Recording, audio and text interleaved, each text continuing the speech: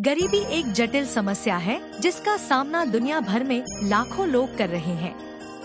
यह सिर्फ एक आर्थिक स्थिति नहीं है, बल्कि इससे जुड़े कई सामाजिक, राजनीतिक और व्यक्तिगत कारण भी होते हैं। जब हम इस सवाल पर विचार करते हैं कि गरीबी क्यों आती है, तो हमें इस बात पर ध्यान देना चाहिए कि इसके पीछे कई प्रकार के कारक हो सकते हैं। इनमें व्यक्तिगत प्रयास, समाज की संरचना, सरकार की नीतियाँ और वैश्विक आर्थिक स्थिति जैसे बड़े और छोटे दोनों पहलू शामिल होते हैं। इसे समझने के लिए आइए इसे विस्तार से चर्चा करते हैं।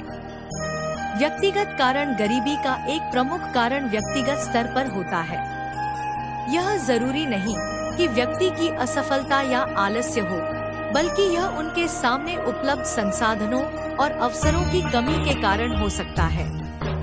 बहुत से लोग आर्थिक रूप से संपन्न नहीं होते क्योंकि उनके पास आवश्यक शिक्षा, कौशल या नेटवर्क नहीं होते जिनकी मदद से वे अच्छी नौकरी या व्यवसाय में प्रवेश कर सके। शिक्षा की कमी। शिक्षा गरीबी का एक प्रमुख कारण है। शिक्षा के बिना लोग अपने जीवन में सही दिशा नहीं ढूंढ पाते। शिक्षा हमें न केवल ज्ञान देती है, बल्कि हमें अपने अधिकारों, अवसरों और चुनौतियों के प्रति भी जागरूक करती है। अगर किसी व्यक्ति को सही शिक्षा नहीं मिलती, तो वह आर्थिक स्थिरता प्राप्त करने के लिए आवश्यक कौशल विकसित नहीं कर सकता। कौशल की कमी। अगर कोई व्यक्ति किसी विशेष कौशल में दक्ष नहीं होता, तो वह अपनी जीविका के लिए स्थायी साधन प्राप्त करने में असमर्थ हो सकता है। आज के समय में रोजगार की मांग के साथ साथ कई प्रकार के कौशल की आवश्यकता होती है। अगर किसी व्यक्ति के पास सही कौशल नहीं है, तो उसे नौकरी पाना मुश्किल हो जाता है और यही स्थिति उसे गरीबी की ओर धकेल सकती है। स्वास्थ्य समस्याएं। स्वास्थ्य भी गरीबी का एक बड़ा कारण बन सकता है। अगर किसी व्यक्ति का स्वास्थ्य ठीक नहीं है, तो वह न तो काम कर पाएगा और न ही कोई आय कमा पाएगा। लंबे समय तक बीमार रहने वाले लोग अपने आर्थिक साधनों को चिकित्सा पर खर्च कर देते हैं, जिससे उनकी आर्थिक स्थिति और भी खराब हो जाती है। सामाजिक कारण। गरीबी का संबंध न केवल व्यक्तिगत परिस्थितियों से होता है, बल्कि समाज की संरचना से भी जुड़ा होता है। समाज में व्याप्त असमानता और भेदभाव भी गरीबी के बड़े कारण हो सकते हैं। सामाजिक असमानता।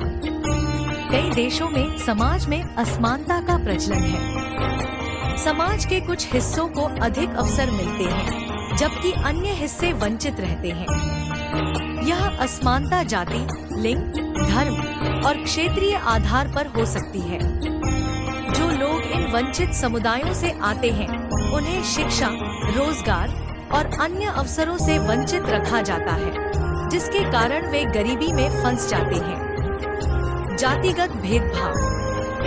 भारत जैसे देशों में जातिगत भेदभाव भी गरीबी का एक प्रमुख कारण है। समाज के निचले वर्ग के लोग प्रायः आर्थिक और सामाजिक संसाधनों से वंचित रहते हैं। यह स्थिति पीढ़ियों से चली आ रही है और इसकी वजह से कई लोग गरीबी के दलदल से बाहर नहीं निकल पाते।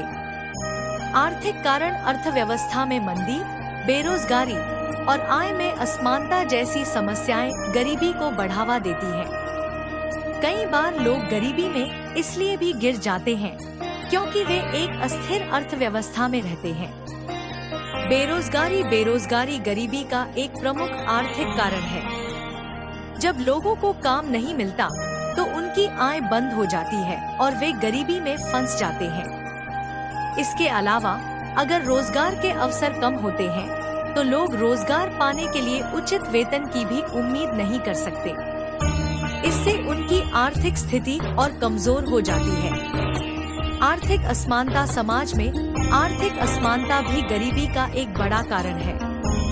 कुछ लोग बहुत अधिक धन संपन्न होते हैं, जबकि अन्य लोगों के पास बुनियादी आवश्यकताओं के लिए भी धन नहीं होता।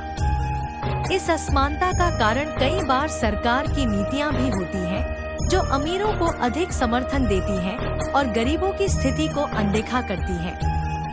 महंगाई। महंगाई भी गरीबी का एक बड़ा कारण बन सकती है।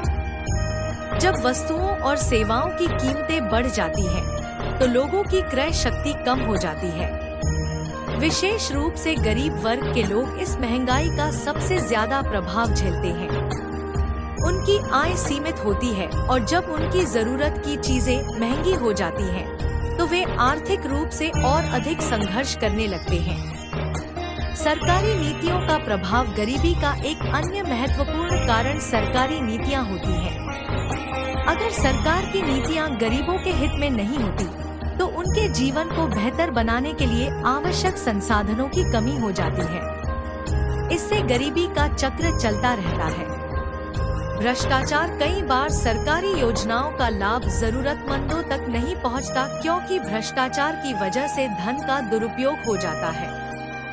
जब सरकारी योजनाओं का सही तरीके से कार्यान्वयन नहीं होता, तो समाज के गरीब वर्ग को लाभ नहीं मिल पाता और उनकी स्थिति ज्यों की त्यों बनी रहती है।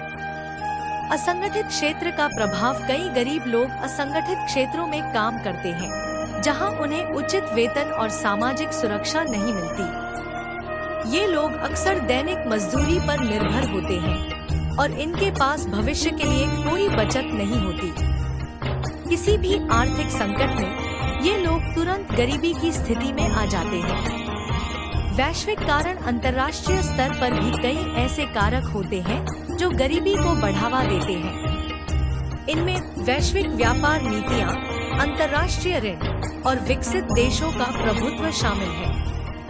वैश्विक आर्थिक असमानता। अंतर्राष्ट्रीय स्तर पर भी आर्थिक असमानता देखी जाती है। विकसित देशों के पास अधिक संसाधन होते हैं, जबकि विकासशील और गरीब देश संसाधनों की कमी से जूझते हैं।